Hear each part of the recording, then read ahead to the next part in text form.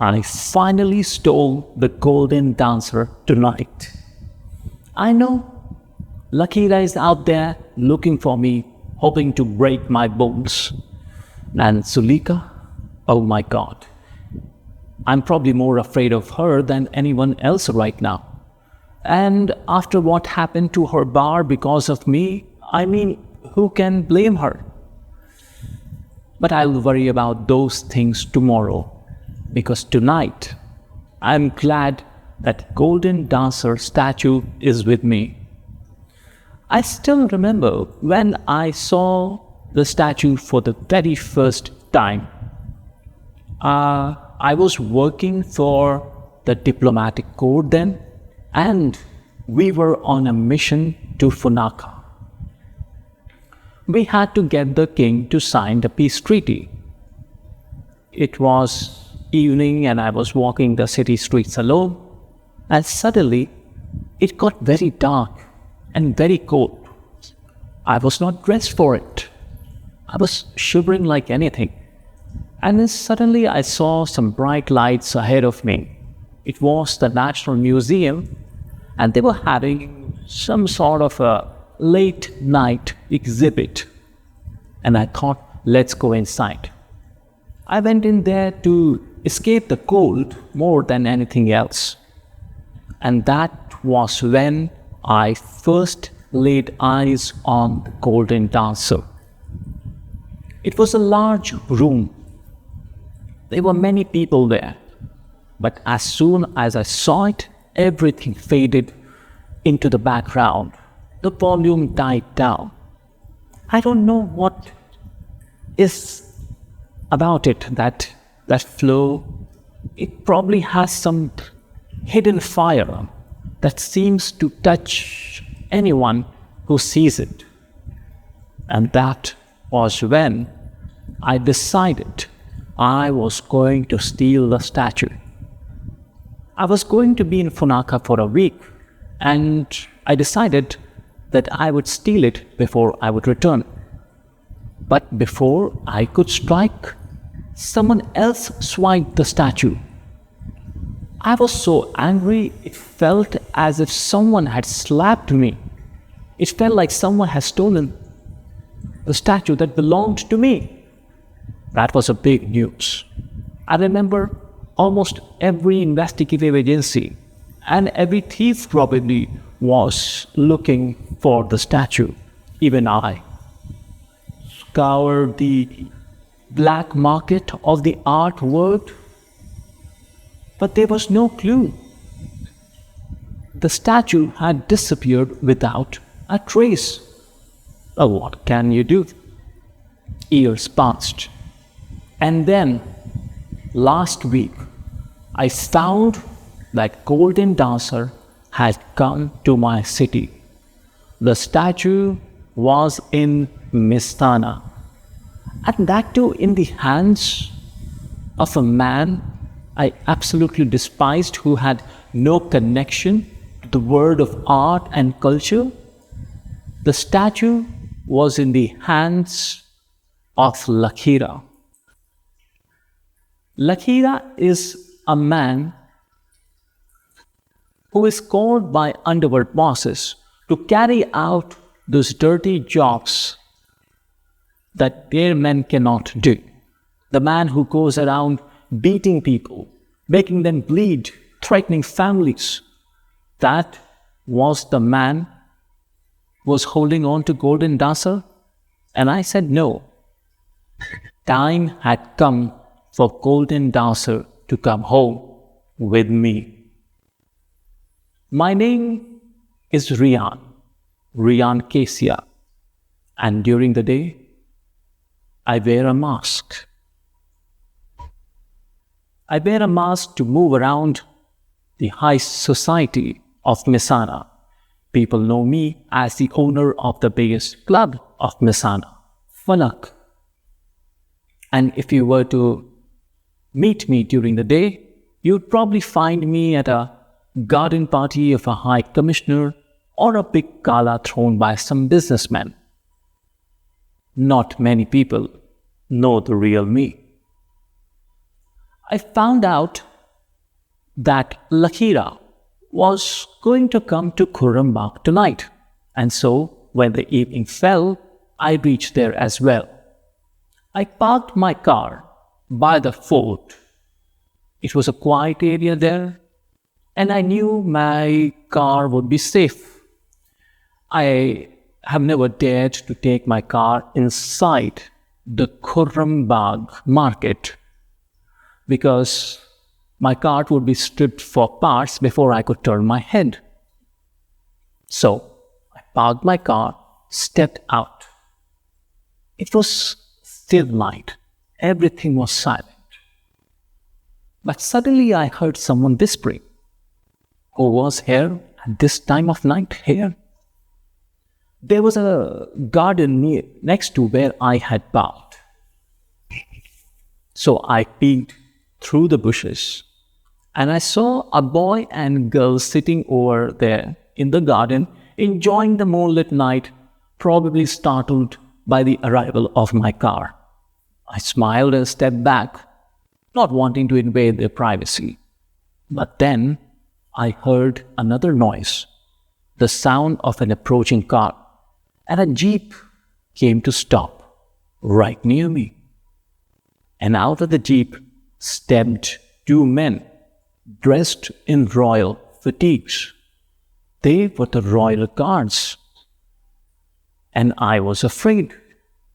Had they followed me? But then I tried to calm myself down. No one really knew that I was coming to Khurrambagh tonight. So what the hell were they doing over there? Those two royal guards were looking around as if they were searching for someone. They too heard the whispering from the garden and went in there to investigate. The poor couple should have really chosen a better spot tonight. I took this opportunity to head off, to sneak off to the market. And while I navigated the narrow lanes and climbed over the potholes, I racked my brain. What the hell were the guards doing over here? I mean, the royal guards are usually with the royal family, protecting them, as the palace is quite far from here. So what exactly were they doing here at this point of time, at this time of the night? But then I came to the market and I forgot all about it. The roar of Khurrambagh welcomed me. This is the first thing that hits you, the noise. Not the narrow streets, not the crowded streets, not the multicolored lamps, the noise. No one speaks softly in Khurrambagh. The customers shout at shopkeepers, the shopkeepers are shouting at each other. Even if two friends meet each other, they would first hurl abuses at each other and then laugh loudly and hug each other till at least a couple of people were knocked down. And the person who comes for the first time to Khurrambagh might be forgiven for thinking that everyone in Khurrambagh hates each other. But that's not true. This noise is like the soul and the music of Khurrambagh. I walked through the streets and I marveled at the centuries-old houses and shops. I'm still amazed at how they are standing. The locals say black magic, and some really do believe it. And I have to admit that there is something to it. There is a different kind of energy in Khurrambagh. While undeniably a part of Misana, it cannot be more different. While the Misana is well laid out, well thought out, modern planned city, Khurrambagh is chaos, pure chaos, centuries of chaos. For example, when I was walking through the streets, I saw there was a ladies' clothes shop. They were having a kind of a sale going on there, and there was a crowd of women and girls haggling with the shopkeepers. Right next to the shop, there was another shop which sold, can you guess weapons and swords. Large men, mustachioed men, bearded men stood over there outside the shop, having their swords sharpened and admiring the latest gun. You can't see this kind of sight anywhere else in Misana. They say that if you have the right amount of money, you can buy anything in Khurrambagh. Anything. I saw Munna and his gang standing by a shop. When they saw me, they smirked as if they were having a private joke of sorts. Munna was a natural leader. I had met him a couple of years back. I knew his father, in fact. He managed and looked after my horses. One day he came to me and said that a local goon was harassing him. So I took care of the problem.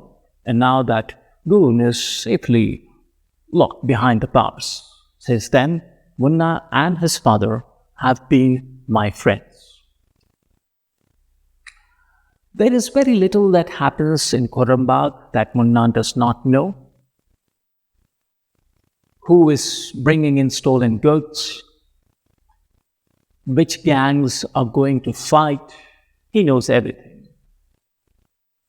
He is ready with the information for a price, of course. And I don't mind. I want information. He needs money. Nothing is free over here. I said to him, "So Munna, have you found out where Lakheera is coming?" Munna and his boys laughed. I said, "What's the joke?" Munna said, "Nothing. Come on, Riyan, we'll take you where he's coming." So we started to walk. Munna said, "You know, Riyan, we have a news for you." And I said, "What?" "I found out that Lakheera will be bringing the statue that you want." I said, "What? That's great. How did you find that out?" Munna shrugged as if that was nothing. He said, "My boys heard his men talking. I think they said that Lakheera was planning to unload the statue tonight. He has a buyer lined up. So, if you want to steal the statue, tonight's the night." Well, that was obviously the plan. But this new information had created a sense of urgency now. I could not let golden dowser slip away from my fingers again. Munna said, "So Riyan, where have you been for the past month? Haven't seen you around here." I said, "Oh, here and there." He said, "Anything to do with the boat which we were spying on the last time?" I said, maybe. I trusted Munna, but I don't know, you got to take some precautions. But Munna was not having any of it. He said, "Come on, Riyan, give us some details." I said, "All right. Do you remember that last month a painting got stolen from Misana?" He said, "Yes." "Well, that was the boat that was used to smuggle the painting out of here." He whistled. He said, "Really? Did you find out who stole it?" I said, "Yes. That's not a secret. Funakha. Funakha stole it. They stole it and then hung it in the gallery, proudly announcing to the world that we can steal anything from Misana. Anything, anytime." Munna said angrily, "Damn them." I said, "Well, the palace agrees with you. That's what they said." So he said, "Well, what then? What happened next?" I said, "Well, someone went to Funakha and then in the middle of night set fire to the electric grid. And when the whole city was scrambling to restore the electricity, they broke into the art gallery and stole the painting. Just the painting, nothing else. And that painting is back in Misana." Munna and his boys looked seriously impressed. He said, "Well, the palace must really owe you now." I said, "Well, if you mean the palace owes the man who brought the painting back, well, I guess yes." The palace might owe him. Munna smiled. I said, but these are for your ears only. Don't repeat them anywhere else. He said, come on, Riyan, you can trust me. We came to a place where there were large piles of flowers, marigold flowers, yellow and orange, and smelling very sweet. Women sat around them, sorting them, making garlands out of them. Right next to them, on the ground, there were many wicker baskets. And can you guess what was inside those wicker baskets? Those baskets were lined with alcohol. I looked at one of them. I read the label. This rum is banned in Misana, isn't it? Munna smiled. The women carefully piled the flowers on top of the liquor bottles till the baskets looked like a pile of flowers. Then those baskets were loaded onto the heads of the boys who went towards Misana. To the eyes of the police, it might look as if the baskets were being delivered for the morning prayers, but to the people who got them, they would be sufficiently stocked with illegal rum and whiskey ready for the night's party. This is what I like about Khurrambagh. Everything here happens openly. No one's hide it. I saw one of Munna's boys swipe the wallet sticking out from the back pocket of a man who was arranging the liquor bottles inside the basket. I grabbed the boy's hand, took the wallet from him, and gave it to the man. I said, "Sir, I think you seem to have dropped your wallet." The man took the wallet from me and without any thanks. The boy glared at me and said, "Well, that was mine." And I said, "No." I clicked my tongue, "No. Thieves must have honors." We walked on. Every time I come over here, I'm surprised. I have been here so many times, but the place does not fail to surprise me. Munna came to a stop and pointed. And he said, "Riyan, that is where Lakheera will come tonight." I looked where he was pointing and my heart sank. I said, "You are joking, Munna, right?" He said, "No." Now I got the joke. I know why the boys were laughing when I met them. Lakheera was going to come to Zuleeka's bar.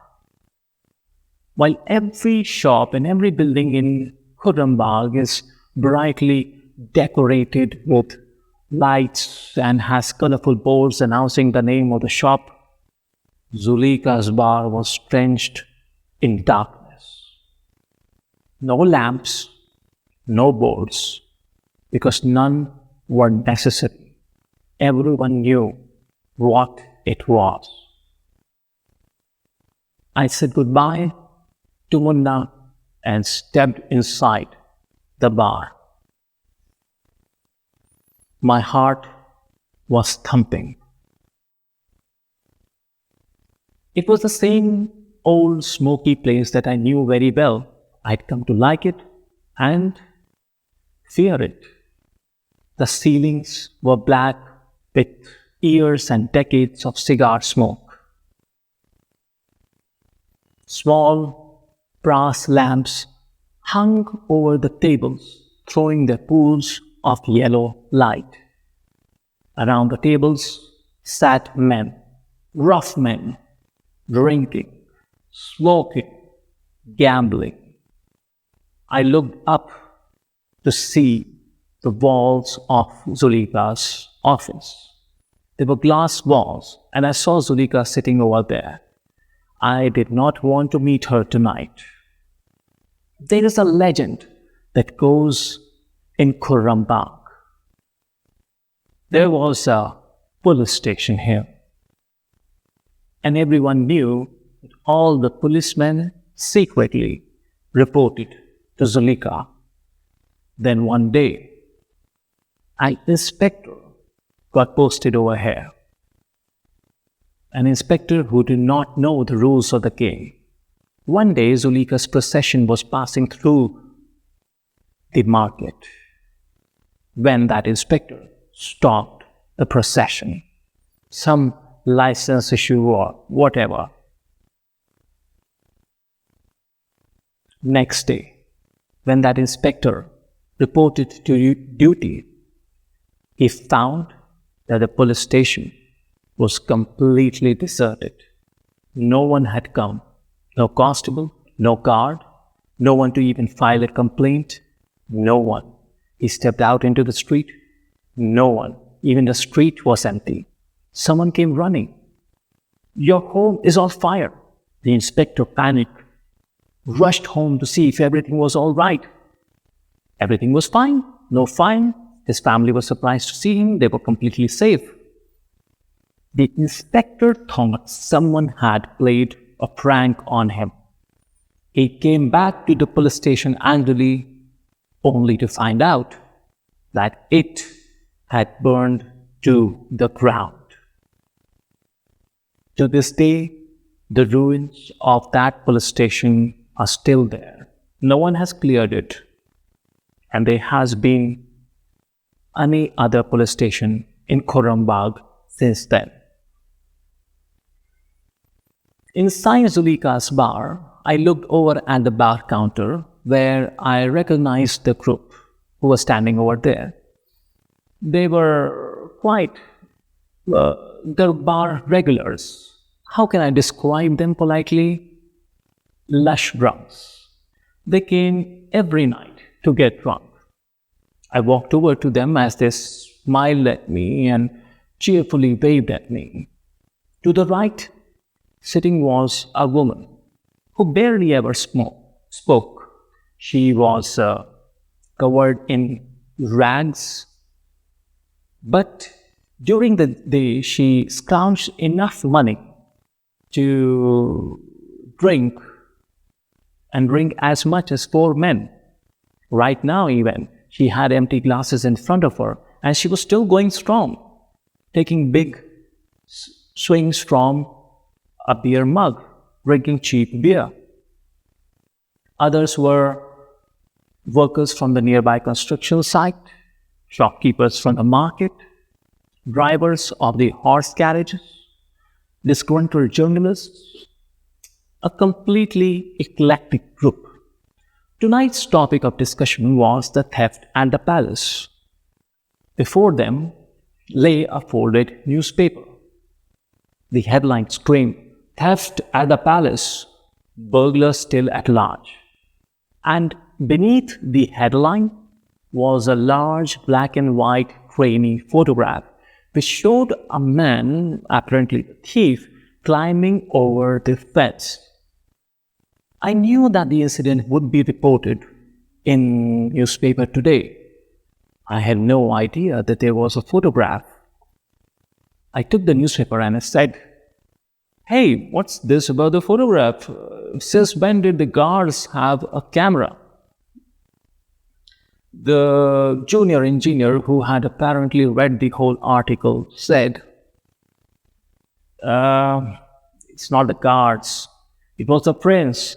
He got camera for his birthday and he was up all night taking photographs. It was just by chance he captured the thief." I looked at the photograph again. It was very fortunate that the photograph did not show the face of the thief. Well, thankfully. Someone said, "I think the foreign powers are behind this attempt." The horse cab driver, who was drinking, belched loudly in disagreement. "Foreign powers? What foreign powers? No, it was a common man. He was hungry and he climbed inside to steal something." This triggered a fresh round of debate. "What? The palace is so heavily guarded. How can a common thief break inside the palace?" The horse cab driver smiled as if he knew the inner workings of the palace. He said, "What else? Inside job. I'm all for it. down with the king. The common man is sick of the king and his policies. The woman, who had been drinking steadily and had not spoken so far, suddenly said, "Shh, the palace has eyes and ears everywhere." Shh. Everyone looked at her scornfully.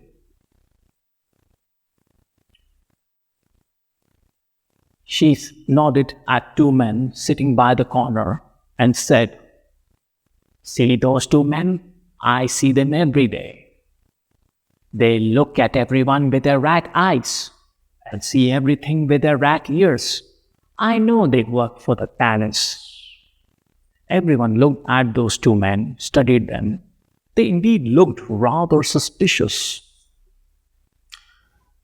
They were looking around at everyone, and they had a certain close proximity to the rodent family. People went back to discussing the article. The construction worker was looking at the photograph. He said, "I think, if I'm not mistaken, I think I've seen that jacket somewhere." Everyone studied the photograph. The horse cab driver suddenly said, "Hey, look at Riyan. He has the same jacket on." Everyone looked at me, and I said, "Whoa, whoa, this is a very common jacket." The horse cab driver chuckled and he said, "Maybe it was you who broke in the palace." I laughed. Everyone laughed. But I said nothing. The bartender, who had so far been serving some other customers and had been giving me, for some reason, angry looks, came over to me and said, "How dare you show your face here again?" I said, "Why?" He said, "Don't you remember what you did last time? You and your cronies over here got so drunk last time. By the time you left, everyone was throwing up and smashing glasses. Zuleeka is very angry with you." And I said, "Whoa, I don't think she's really angry with me. It's just one of those things." He said, "What things?" Sometimes people say they are angry, but they don't really mean it." I suddenly felt someone sidle up to me. I looked behind me to see who it was. It was a guard, built like a tank, 6.5 feet tall and probably as wide. He said, "Zuleeka wants to see you." And my heart sank. You don't say no when Zuleeka calls you. He grabbed my hand as if he would drag me, and I jerked my hand free. I said, "Hey, I know where Zuleeka's office is." I was not going to be dragged like a schoolboy, so I started walking up ahead. The guard followed me behind. I took 3 steps at a time and climbed to the first floor. The guard called behind me, "Hey, slow down." I said, "No, you keep up." I walked down quickly down the corridor and stood outside Zuleeka's office. Her office had glass walls, so she could keep an eye on everyone in the bar. She looked up at me and motioned me to come inside. I went in. She has silver hair and gaunt eyes and a perpetual scowl on her face. She has really dark eyes so dark that even lights cannot penetrate it. She looked up at me and said, "What am I going to do with you, Riyan?" Her voice was cold. She never raised her voice. She never needed to. One look from her was enough to freeze anyone. I tried to say something, but the words stuck in my throat. She said,